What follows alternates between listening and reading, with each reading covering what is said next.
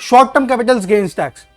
Short term capital gains tax वो tax होता है जो भी आप कोई भी आपकी सिक्योरिटी है, मान लो आपने उसको 1 साल से कम के लिए होल्ड करा है, उसको बेच के आप जो भी प्रॉफिट कमाते हो उस पे जो भी आप टैक्स पे कर रहे हो, that is short term capital gains tax. अब जो करंट रेट है short term capital gains tax का, वो डिपेंड करता है कि किस तरीके की सिक्योरिटी है आपकी, कितना आपने प्रॉफिट अर्न करा है।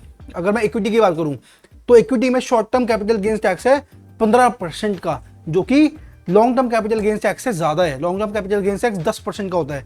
अब जो भी लोग शॉर्ट टर्म ट्रेडिंग एक्टिविटीज के अंदर इन्वॉल्व होते हैं उन पे short term capital gains tax applicable होता है।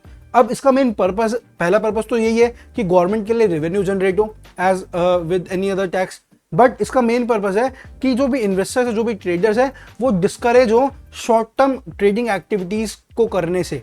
अब कोई भी कंपनी नहीं चाहती कि कोई भी उसके शेयर को शॉर्ट करे, एंड ओवरऑल इकोनॉमी के लिए भी ये बेकार ही है अगर बहुत सारे ट्रेडर्स है उसके अंदर और इन्वेस्टर्स कम है। तो गवर्नमेंट और कंपनीज दोनों चाहते हैं कि ज्यादा से ज्यादा लॉन्ग टर्म इन्वेस्टर्स हो, इसीलिए लॉन्ग टर्म इन्वेस्टिंग पे जो कैपिटल गेन्स टैक्स है वो 10% है और शॉर्ट टर्म पे 15% है। 5% का फर्क है, एंड ये 5% का फर्क अगर आपकी इन्वेस्टमेंट ज्यादा है तो ये फर्क बहुत ज्यादा हो जाता है। तो बहुत बार ऐसा होता है कि हमने शॉर्ट टर्म कैपिटल गेन्स, वो जो हम ट्रेडिंग करते हैं शॉर्ट टर्म, उस पर हमने ज्यादा प्रॉफिट कमा लिया, लॉन्ग टर्म पे हमने कंपैरेटिवली कम कमाया है। लेकिन जब हम उसको टैक्स के लिए एडजस्ट करते हैं तब हम देखते हैं कि ओवरऑल प्रॉफिट हमें लॉन्ग टर्म में ज्यादा हुआ। तो जब भी आप कुछ भी कर रहे हो, ऐसी इन्वेस्टमेंट कर रहे हो, ट्रेडिंग कर रहे हो, आप टैक्स को हमेशा फैक्टर इन करो, एज आई ऑलवेज से, क्योंकि जब आप टैक्स को फैक्टर इन करोगे तो आप अल्टीमेटली ये निकाल पाओगे कि आपको एक्चुअल में किस पे ज्यादा प्रॉफिट होगा। अब अगर आपने टैक्स फैक्टर इन कर लिया और आपको दिख रहा है कि भाई हाँ, शॉर्ट टर्म कैपिटल गेन्स में मैं ज्यादा कमा सकता हूँ, लेकिन टैक्स की वजह से मेरे पास जो इनकम आएगी वो कम आएगी, तो आपको लॉन्ग टर्म में इन्वेस्ट करना चाहिए।